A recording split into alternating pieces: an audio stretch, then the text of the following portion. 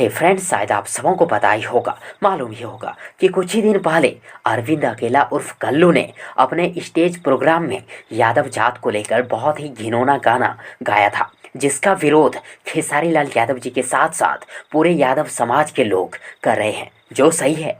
और 10 फरवरी 2022 के शाम 7 बजे एक रिपोर्टर द्वारा रवि किशन जी से पूछे जाने पर कि रवि किशन जी, जो कल्लू ने यादव जी के बेटी को लेकर सरेआम खुले स्टेज प्रोग्राम में घिनौना गाना गाया, उसके बारे में कुछ कहेंगे।